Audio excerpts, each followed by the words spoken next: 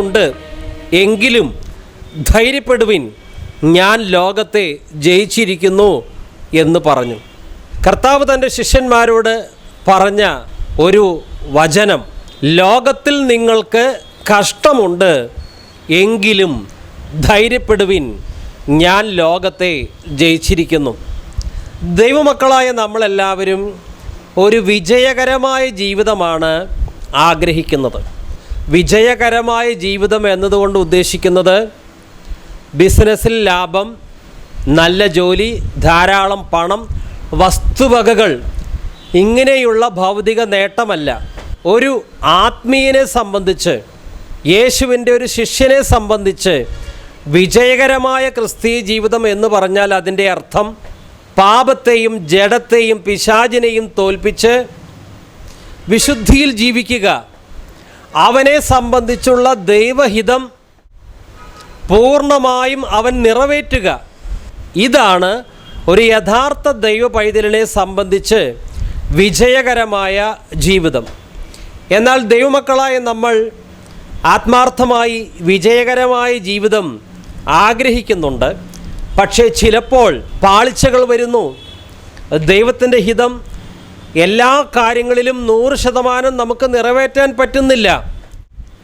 പലതിലും വീണു പോകുന്നു. അപ്പോൾ നിരാശ വരുന്നു.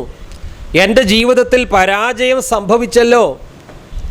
ആത്മാർത്ഥതയുള്ള ഒരു ക്രിസ്ത്യാനിയെ ഏറ്റവും വിഷമിപ്പിക്കുന്ന കാര്യം, എന്നെ ഇത്രമാത്രം സ്നേഹിക്കുന്ന കർത്താവിന് വിരോധമായി ഞാൻ പാപം ചെയ്തല്ലോ, കർത്താവിന് ഇഷ്ടമില്ലാത്ത കാര്യങ്ങൾ സംസാരിച്ചല്ലോ, കർത്താവിന് ഇഷ്ടമില്ലാത്ത കാര്യങ്ങൾ കാണേണ്ടി വന്നല്ലോ, കർത്താവിന് ഇഷ്ടമില്ലാത്ത കാര്യങ്ങളിൽ പങ്കാളിയാകേണ്ടി വന്നല്ലോ, എപ്പോഴും ദൈവാത്മാവിൻ്റെ ഹിതത്തിന് കീഴ്വഴങ്ങി ജീവിക്കാൻ പറ്റിയില്ലല്ലോ, എൻ്റെ ജഡം എന്നെ കബളിപ്പിച്ചു കളഞ്ഞല്ലോ. ഇതാണ് ഒരു വിശ്വാസിയെ ഏറ്റവും ബുദ്ധിമുട്ടിക്കുന്ന കാര്യം. എന്നാൽ യഥാർത്ഥ ക്രിസ്തുമാർഗം മനസ്സിലാക്കാത്ത ക്രിസ്ത്യാനികളുണ്ട്. അവരെ സംബന്ധിച്ച് അവർക്ക് വിഷമത ഉണ്ടാക്കുന്ന കാര്യം, കൂടുതൽ പണം കിട്ടിയില്ല, നല്ല വീട് വയ്ക്കാൻ പറ്റിയില്ല, നല്ല വാഹനങ്ങൾ വാങ്ങാൻ പറ്റിയില്ല, ഇങ്ങനെയുള്ള കാര്യങ്ങളാണ്. എന്നാൽ യഥാർത്ഥ ക്രിസ്തുമാർഗം എന്താണെന്ന് മനസ്സിലാക്കിയ ഒരു ക്രിസ്തു ഭക്തനെ സംബന്ധിച്ച് അവന് ഏറ്റവും കൂടുതൽ വിഷമമുണ്ടാക്കുന്നത് ദൈവത്തിൻ്റെ വചനത്തിന് വിപരീതമായി ഏതെങ്കിലും മേഖലയിൽ പാപത്തിൽ വീണു പോകുക. കർത്താവിനോട് ആത്മാർത്ഥത പുലർത്തുന്ന ഒരു ദൈവ പൈതലിന് ഏതെങ്കിലും മേഖലയിൽ വീഴ്ച വന്നാൽ, പരാജയം വന്നാൽ അവന് നിരാശ വരും. ഒരു യോഗ്യതയുമില്ലാത്ത എന്നോട് കർത്താവ് എത്രമാത്രം കരുണ കാണിച്ചു, എത്രമാത്രം ആത്മീയ നന്മകൾ കർത്താവ് എൻ്റെ ജീവിതത്തിൽ ചൊരിഞ്ഞിട്ടുണ്ട്. ഈ നിമിഷം വരെ ഭൂമിയിൽ ഞാൻ താളടിയാകാതെ എന്നെ താങ്ങി നിർത്തിയത് കർത്താവാണല്ലോ. സ്വന്തം ജീവൻ തന്ന് അവിടെ നിന്ന് എന്നെ സ്നേഹിച്ചു. പാപത്തിൻ്റെ ഫലമായി നിത്യമായ നരകത്തിൽ പോകേണ്ടിയിരുന്ന ഞാൻ, കർത്താവായ യേശുക്രിസ്തു ക്രൂശിൽ എനിക്ക് വേണ്ടി മരിച്ചതുകൊണ്ട്, സ്വന്തം രക്തം ചിന്തിയതുകൊണ്ട് നിത്യനരകത്തിൽ നിന്ന് എന്നെ രക്ഷിച്ച് സ്വർഗരാജ്യത്തിൻ്റെ അവകാശിയാക്കിയല്ലോ. ഓരോ ദിവസവും എൻ്റെ ആത്മീയ ആവശ്യങ്ങളും എൻ്റെ ഭൗമിക ആവശ്യങ്ങളും മനസ്സിലാക്കി എന്നെ കൈപ്പിടിച്ച് നടത്തുന്ന ഈ കർത്താവിന് വിരോധമായി ഞാൻ പാപം ചെയ്തല്ലോ. ഈ ചിന്ത പലരെയും നിരാശയിലേക്ക് കൊണ്ടുപോകും. നിരാശയിലേക്ക് കൊണ്ടുപോയാൽ പിശാച് മുതലെടുക്കും. കാരണം ഒരു ദൈവ പൈതലിന് നിരാശ വന്നാൽ അവനെ കൊണ്ട് കൂടുതൽ പാപം ചെയ്യിപ്പിക്കുവാൻ പിശാചിന് എളുപ്പം കഴിയും.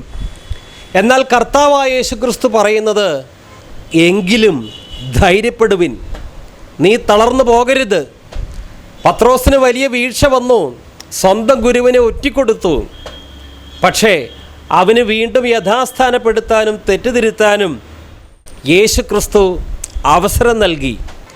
അഥവാ ജീവിതത്തിൽ ഏതെങ്കിലും രീതിയിൽ പരാജയം വന്നാൽ, പാപത്തിൽ വീണുപോയാൽ നിരാശപ്പെടരുത്. ഈ സ്നേഹവാനായ കർത്താവിൻ്റെ സന്നിധിയിലേക്ക് എത്രയും പെട്ടെന്ന് ഓടി അണയണം. അവിടത്തേക്ക് നമ്മുടെ ബലഹീനത അറിയാം, നമ്മുടെ പരിമിതികളറിയാം. അവിടുന്ന് നമ്മെ സ്നേഹിക്കുന്നവനാണ്. നമ്മുടെ ജീവിതത്തെ ക്രമീകരിക്കുവാനും പരാജയങ്ങളിൽ നിന്ന് പാഠം പഠിച്ച് ഒരു വിജയകരമായ ജീവിതം, കർത്താവിനെ പ്രസാദിപ്പിക്കുന്ന ഒരു ജീവിതം നയിക്കുവാനുള്ള അവസരം കർത്താവ് തരും. കർത്താവ് കരുണയുള്ളവനാണ്, ദീർഘക്ഷമയുള്ളവനാണ്. എന്നാൽ ഒരു ദൈവ പൈതൽ ഏതെങ്കിലും രീതിയിൽ പാപത്തിൽ വീണ് പരാജയമടഞ്ഞാൽ പിശാച് പറയും, നിനക്ക് ഇനി ഒരവസരം കർത്താവ് തരികയില്ല, നീ മടങ്ങി വരാൻ പറ്റാത്ത രീതിയിൽ തകർന്നു പോയിരിക്കുന്നു. ഇങ്ങനെയുള്ള പിശാചിൻ്റെ ചിന്തകൾക്ക് അല്പം പോലും നമ്മൾ ഇടം കൊടുക്കരുത്. കർത്താവ് പറയുന്നു, എങ്കിലും ധൈര്യപ്പെടുവിൻ, ഭയപ്പെടേണ്ട, ഞാൻ നിന്നോട് കൂടെയുണ്ട്.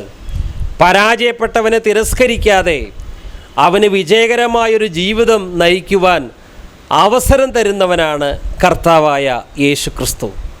നിരാശ വരുമ്പോൾ സാധാരണയായി മനുഷ്യർ എങ്ങനെയാണ് പ്രതികരിക്കാറുള്ളത്?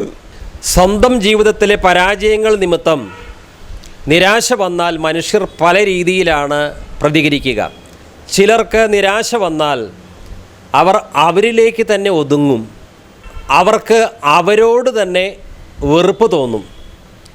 അങ്ങനെയുള്ളവർ കൂടുതൽ നിരാശയിലേക്ക് പോകും. വേറെ ചിലർക്ക് നിരാശ വരുമ്പോൾ അവർക്ക് മറ്റുള്ളവരോട് അസൂയ തോന്നും. എനിക്കാണല്ലോ ഇങ്ങനെയുള്ള ഒരു ഗതി വന്നത്, അതുകൊണ്ട് മറ്റുള്ളവരും സമാധാനത്തിൽ ജീവിക്കാൻ പാടില്ല. ഒരു ശത്രുതാ മനോഭാവം ചിലർക്കുണ്ടാകുന്നു. പരാജയത്തിൽ നിന്ന് ഉളവാകുന്ന നിരാശയാണ് ഇതിൻ്റെ പുറകിൽ പ്രവർത്തിക്കുന്നത്. ചിലർക്ക് നിരാശ വരുമ്പോൾ അവർ മറ്റുള്ളവർക്ക് യാതൊരു നന്മയും ചെയ്യാതെ തന്നിലേക്ക് തന്നെ ഒതുങ്ങി അവരുടെ ജീവിതം കൊണ്ട് ഒരു മനുഷ്യനും പ്രയോജനം ലഭിക്കാത്ത രീതിയിൽ ആയിത്തീരുന്നു. ചിലർ വളരെ താല്പര്യത്തോടും ആഗ്രഹത്തോടും കൂടെ ചില കാര്യങ്ങൾ ചെയ്യുന്നു, ജയിക്കുമെന്നുള്ള ചിന്തയോടുകൂടെ അധ്വാനിക്കുന്നു. പക്ഷേ അവരുടെ അധ്വാനമെല്ലാം വൃഥാവായി പരാജയം വന്നാൽ അവർക്ക് വല്ലാത്ത അസ്വസ്ഥത, കോപം, ദേഷ്യം, വാശി, പക, ഇങ്ങനെയുള്ള വികാരങ്ങളിലേക്ക് അവർ വീണുപോകും. ദൈവത്തിൻ്റെ പ്രസാദം കിട്ടാൻ വേണ്ടിയാണ് കയീൻ ദൈവത്തിന് വഴിപാടർപ്പിച്ചത്, യാഗം അർപ്പിച്ചത്. പക്ഷേ കയീൻ്റെ യാഗത്തിൽ ദൈവം പ്രസാദിച്ചില്ല. അതുമൂലം കയീൻ്റെ മുഖം നിരാശയാൽ വാടി, അവൻ കോപിഷ്ഠനായി, പിന്നെ സ്വന്തം അനുജനെ കൊല്ലുകയും ചെയ്തു. ഉൽപ്പത്തി 4-ാം അധ്യായം 5, 6, 7 വാക്യങ്ങൾ. കയീനിലും അവൻ്റെ വഴിപാടിലും പ്രസാദിച്ചില്ല.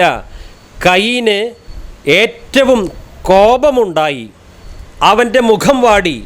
എന്നാറേ യഹോവ കയീനോട്, നീ കോപിക്കുന്നത് എന്തിന്? നിന്റെ മുഖം വാടുന്നതും എന്ത്? നീ നന്മ ചെയ്യുന്നില്ലെങ്കിലോ? പാപം വാതിൽക്കൽ കിടക്കുന്നു, അതിൻ്റെ ആഗ്രഹം നിങ്കിലേക്ക് ആകുന്നു, നീയോ അതിനെ കീഴടക്കണം എന്ന് കൽപ്പിച്ചു. കയീനെ ദൈവം വെറുത്തുവോ? കയീൻ്റെ വഴിപാടിൽ ദൈവം പ്രസാദിച്ചില്ല എങ്കിലും കയീനെ വെറുത്തിരുന്നില്ല. കയീൻ്റെ അവസ്ഥ ദൈവത്തിനറിയാമായിരുന്നു.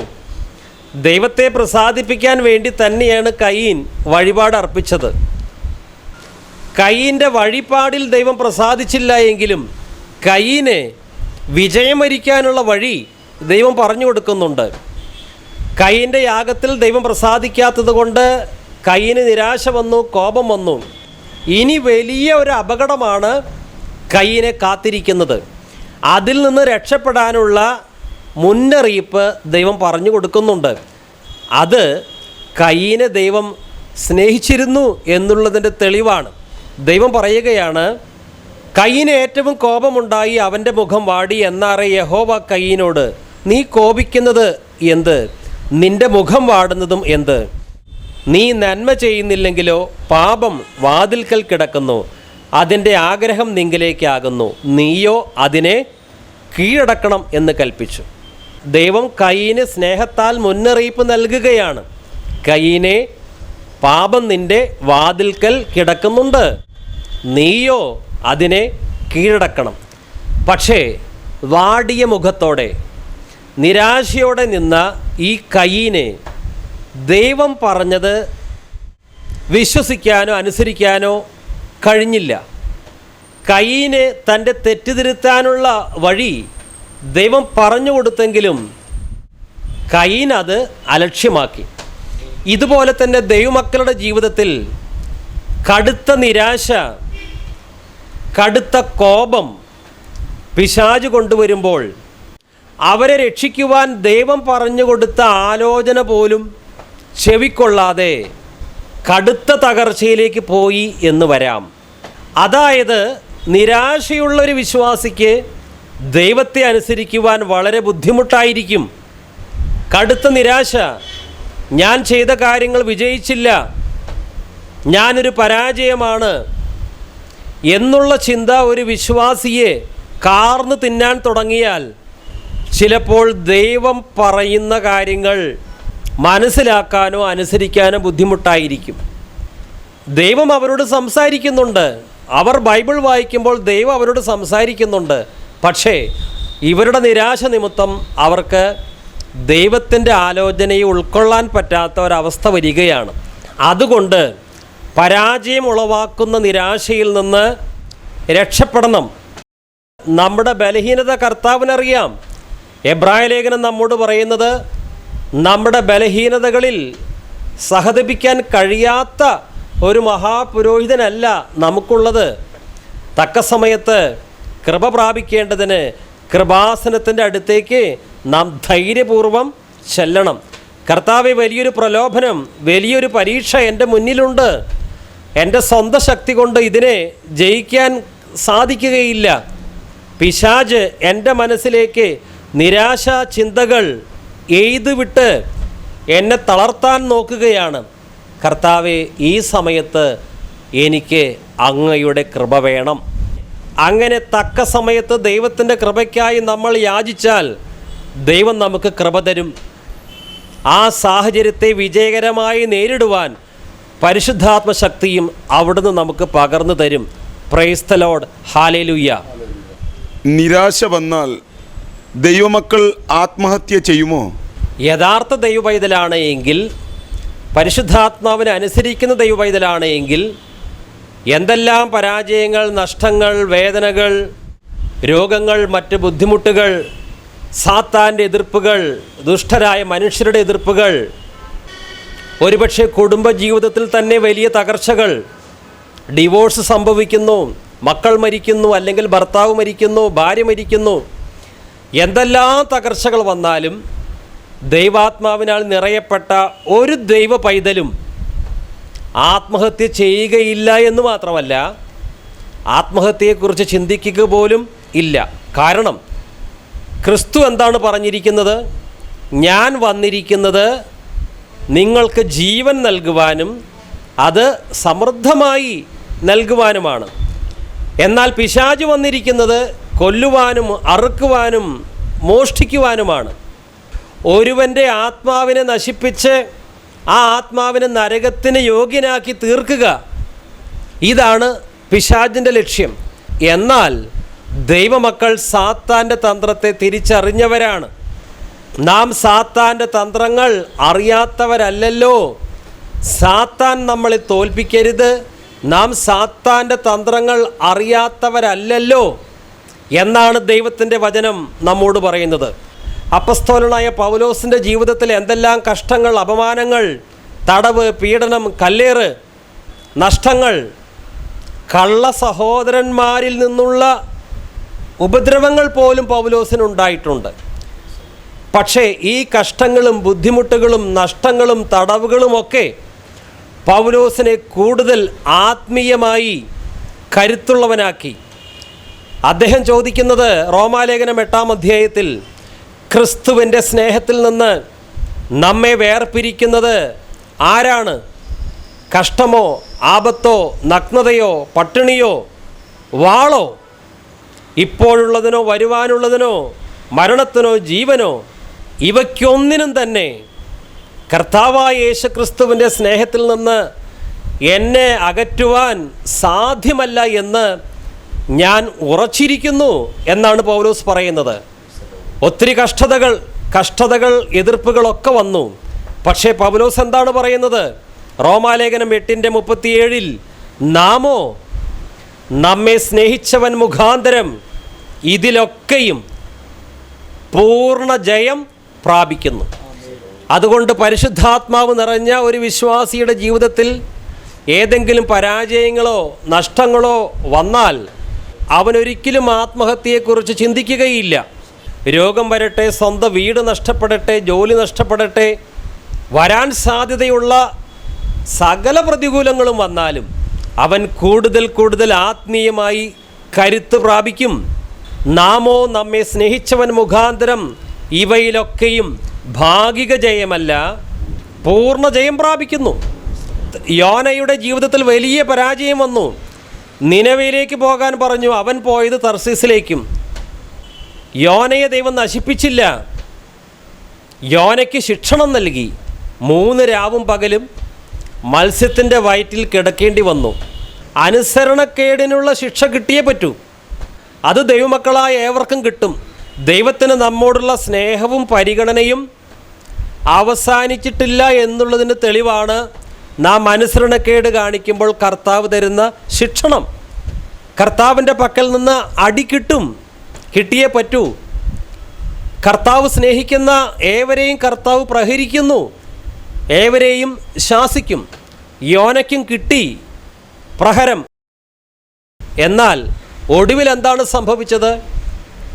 യോനയെ എന്തുദ്ദേശത്തിന് വേണ്ടിയാണോ ദൈവം വിളിച്ചത്, അതേ ഉദ്ദേശം യോനയിലൂടെ തന്നെ ദൈവം പൂർത്തീകരിച്ചു. നിനവയിൽ പോയി അവിടെയുള്ള ജനത്തോട് മാനസാന്തര സന്ദേശം പറഞ്ഞ് ദൈവത്തിൻ്റെ ക്രോധത്തിൽ നിന്ന് അവരെ രക്ഷിക്കണം. ഇതായിരുന്നു യോനയെക്കുറിച്ചുള്ള ദൈവത്തിൻ്റെ പദ്ധതി.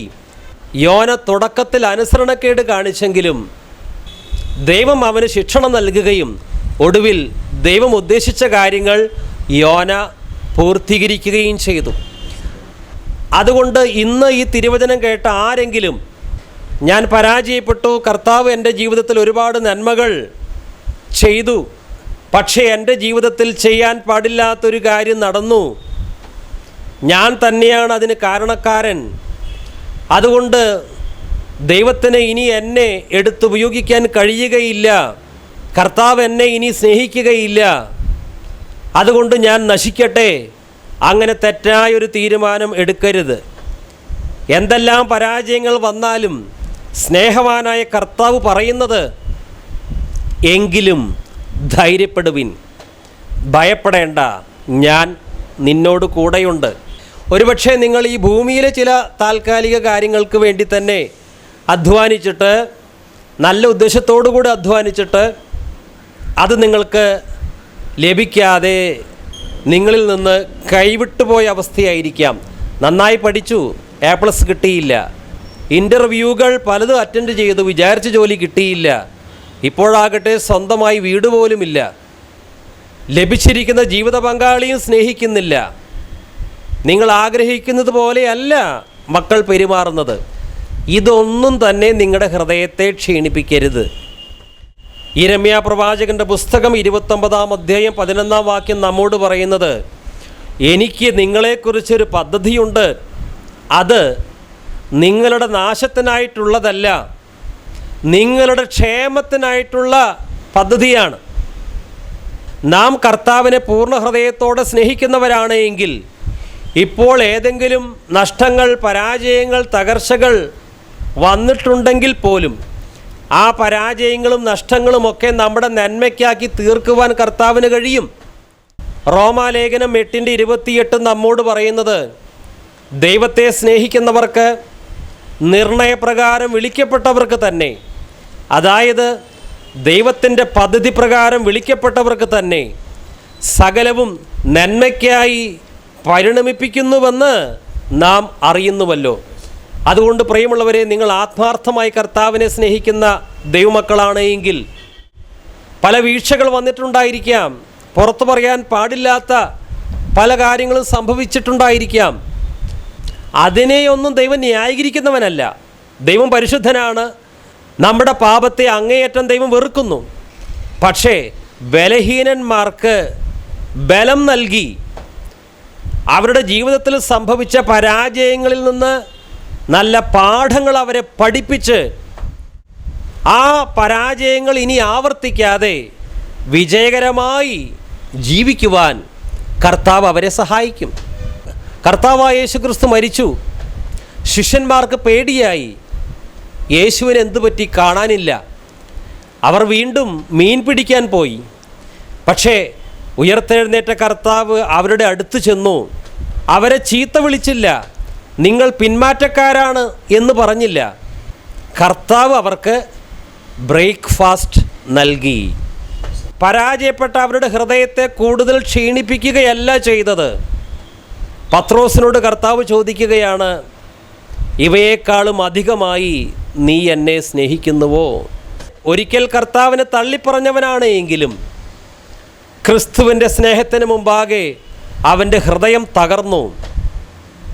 ആ പത്രോസ് വീണ്ടും ശക്തിയോടെ കർത്താവിന് വേണ്ടി പ്രസംഗിച്ചു, അധ്വാനിച്ചു. ഒരിക്കൽ പരാജയമടഞ്ഞ അതേ പത്രോസിനെ തന്നെ കർത്താവ് മെനഞ്ഞു, ഒരു പുതിയ പാത്രമാക്കി. ദൈവത്തിൻ്റെ ഹിതം അവനിലൂടെ നിറവേറ്റി.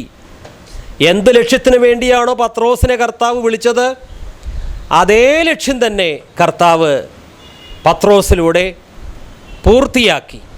അതുകൊണ്ട് കർത്താവ് നമ്മുടെ ബലഹീനതയിൽ നമ്മളെ കൂടുതൽ തളർത്തുന്നവനല്ല, ബലഹീനതയിൽ ബലം നൽകി വിജയകരമായി ജീവിക്കുവാൻ, ദൈവത്തിൻ്റെ ഹിതം ഈ ഭൂമിയിൽ നമ്മിലൂടെ നിറവേറ്റുവാൻ അവിടുന്ന് നമുക്ക് ശക്തി തരും. അപ്പസ്തോലനായ പൗലോസിനോട് പറഞ്ഞു, എൻ്റെ കൃപ നിനക്ക് മതി, എൻ്റെ ശക്തി ബലഹീനതയിൽ തികഞ്ഞു വരും.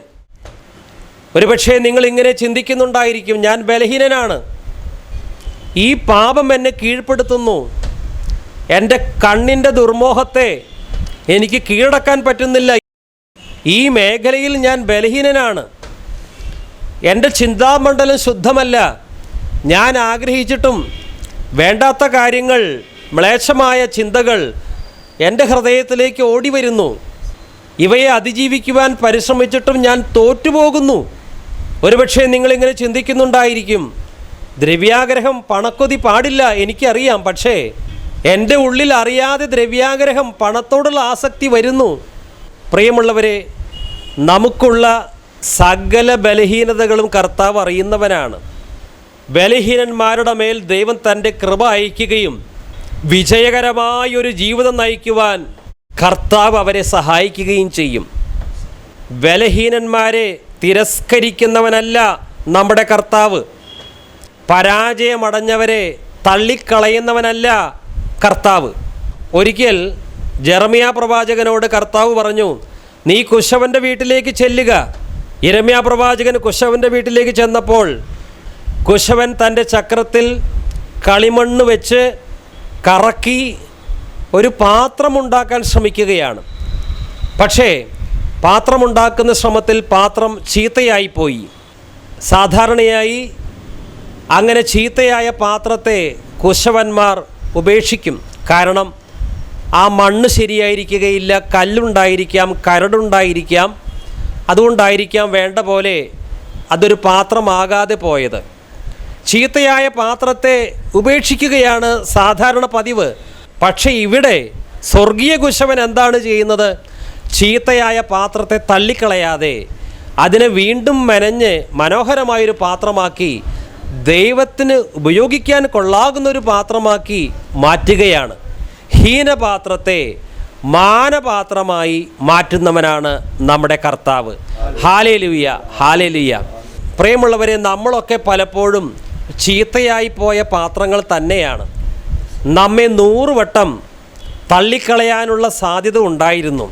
പക്ഷേ കർത്താവായ യേശുക്രിസ്തു ദീർഘക്ഷമയുള്ളവനായതുകൊണ്ട് നമ്മുടെ ജീവിതത്തെ തിരുത്തുവാൻ, പരാജയം മാറി വിജയകരമായി ജീവിക്കുവാൻ നമുക്ക് അവസരം തരുന്നവനാണ്. അതുകൊണ്ട് കർത്താവ് പറയുന്നു, ലോകത്തിൽ നിങ്ങൾക്ക് കഷ്ടമുണ്ട്, എങ്കിലും ധൈര്യപ്പെടുവിൻ, ഞാൻ ലോകത്തെ ജയിച്ചിരിക്കുന്നു. അതുകൊണ്ട് നമുക്ക് ചേർന്ന് പറയാം, ലോകത്തിൽ നിങ്ങൾക്ക് കഷ്ടമുണ്ട്, എങ്കിലും ധൈര്യപ്പെടുവിൻ, ഞാൻ ലോകത്തെ ജയിച്ചിരിക്കുന്നു. ലോകത്തിൽ നിങ്ങൾക്ക് കഷ്ടമുണ്ട്, എങ്കിലും ധൈര്യപ്പെടുവിൻ, ഞാൻ ലോകത്തെ ജയിച്ചിരിക്കുന്നു. ലോകത്തിൽ നിങ്ങൾക്ക് കഷ്ടമുണ്ട്, എങ്കിലും ധൈര്യപ്പെടുവിൻ, ഞാൻ ലോകത്തെ ജയിച്ചിരിക്കുന്നു. കർത്താവായ യേശുക്രിസ്തുവിൻ്റെ ഈ വാക്കുകൾ നമ്മൾ വിശ്വസിക്കണം. Praise the Lord. ഹല്ലേലൂയ. ഒരു വ്യക്തിയോട് നീ ആത്മഹത്യ ചെയ്യണമെന്ന് പറയുന്നത് മനുഷ്യനാണോ അതോ പിശാചാണോ? ഒരു വ്യക്തിയോട് നീ ആത്മഹത്യ ചെയ്യണമെന്ന് പറയുന്നത് മനുഷ്യനല്ല, പിശാചാണ്. കാരണം പിശാചിൻ്റെ ഡ്യൂട്ടി തന്നെ മനുഷ്യനെ നശിപ്പിക്കുക എന്നുള്ളതാണ്. പഴയ നിയമത്തിൽ ഒരു സംഭവം വിവരിക്കുന്നുണ്ട്. അഹിത്തോഫെൽ, അവൻ ബുദ്ധിമാനായിരുന്നു. മറ്റുള്ളവർ പ്രതിസന്ധികളിൽ അകപ്പെടുമ്പോൾ എങ്ങനെ അവയെ വിജയകരമായി കൈകാര്യം ചെയ്യണം, അതിനെക്കുറിച്ച് നല്ല ആലോചന പറഞ്ഞു കൊടുക്കുന്ന വ്യക്തിയായിരുന്നു അഹിത്തോഫെൽ.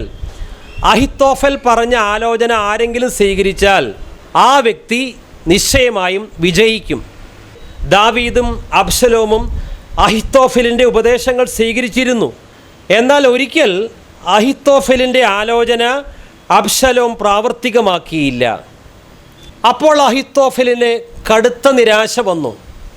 ഇതുവരെ ഞാൻ പറഞ്ഞ ആലോചന, എൻ്റെ ബുദ്ധി ഉപദേശം എല്ലാവരും സ്വീകരിച്ചു. ഇപ്പോൾ ഞാൻ പറഞ്ഞ ആലോചന, ബുദ്ധി ഉപദേശം സ്വീകരിച്ചില്ല. അതുകൊണ്ട് ഇനി ജീവിക്കുന്നതിൽ അർത്ഥമില്ല. അഹിത്തോഫെലിന് കടുത്ത നിരാശ വന്നു. അവൻ ആത്മഹത്യ ചെയ്തു. 2 ശമൂവേൽ 17:23 എന്നാൽ അഹിത്തോഫെൽ തൻ്റെ ആലോചന നടന്നില്ല എന്ന് കണ്ടപ്പോൾ കഴുതപ്പുറത്ത് കോപ്പിട്ട് കയറി തൻ്റെ പട്ടണത്തിൽ വീട്ടിലേക്ക് ചെന്നു. വീട്ടുകാര്യം ക്രമപ്പെടുത്തിയ ശേഷം കെട്ടിഞ്ഞാന്ന് മരിച്ചു. അവൻ്റെ അപ്പൻ്റെ കല്ലറയിൽ അവനെ അടക്കം ചെയ്തു. ഇന്ന് ലോകത്തിൽ പലരും ആത്മഹത്യ ചെയ്യാറുണ്ട്. അവർ വിചാരിച്ചത് നടന്നില്ല. അവർ ആഗ്രഹിച്ച വ്യക്തികളെ ജീവിത പങ്കാളിയാക്കാൻ കഴിഞ്ഞില്ല. എന്തിന്? ആഗ്രഹിച്ചൊരു വാഹനം, ആഗ്രഹിച്ചൊരു മൊബൈൽ ഫോൺ, അത് കിട്ടാത്തതിൻ്റെ പേരിൽ പോലും ആത്മഹത്യ ചെയ്യുന്നവരുണ്ട്. ഇനി ജീവിതത്തിൽ പരാജയങ്ങൾ വരുമ്പോൾ എല്ലാവരും ആത്മഹത്യ ചെയ്യാറില്ല. പലരുടെയും കണക്ക് കൂട്ടലുകൾ പിഴയ്ക്കുമ്പോൾ അവർ ആത്മഹത്യ ചെയ്തില്ല എങ്കിലും വളരെ നിരാശപ്പെട്ട് തന്നിലേക്ക് തന്നെ ഒതുങ്ങി അസ്വസ്ഥരായി ജീവിക്കാറുണ്ട്. ചിലരാകട്ടെ അവരുടെ നിരാശയും ദുഃഖവും ജീവിതത്തോടുള്ള വെറുപ്പും പുറത്ത് കാണിക്കാതെ മറ്റുള്ളവരോട് വളരെ പുഞ്ചിരിച്ച് സംസാരിക്കും. ഉള്ളിൻ്റെ ഉള്ളിൽ കടുത്ത നിരാശയും. അങ്ങനെയുള്ള ആരെങ്കിലും ഇന്ന് തിരുവചനം കേൾക്കുന്നുവെങ്കിൽ കർത്താവായ യേശുക്രിസ്തു നിങ്ങളെ സഹായിക്കും. നമ്മുടെ പരാജയം ഏത് രീതിയിലുള്ളതായിക്കൊള്ളട്ടെ, കർത്താവേ ഞാൻ നിസ്സഹായനാണ്, എന്നെ രക്ഷിക്കണമേ എന്ന് യേശുക്രിസ്തുവിനോട് നിലവിളിക്കുന്നുവെങ്കിൽ ഒരിക്കലും കർത്താവ് നിങ്ങളെ തിരസ്കരിക്കുകയില്ല. യേശുക്രിസ്തു നമ്മോട് പറയുന്നത് എങ്കിലും ധൈര്യപ്പെടുവിൻ. സങ്കീർത്തനത്തിൽ എഴുതിയിരിക്കുന്നത് ദൈവം നമ്മുടെ സങ്കേതവും ബലവുമാകുന്നു, കഷ്ടങ്ങളിൽ അവിടുന്ന് ഏറ്റവും അടുത്ത തുണയാണ്.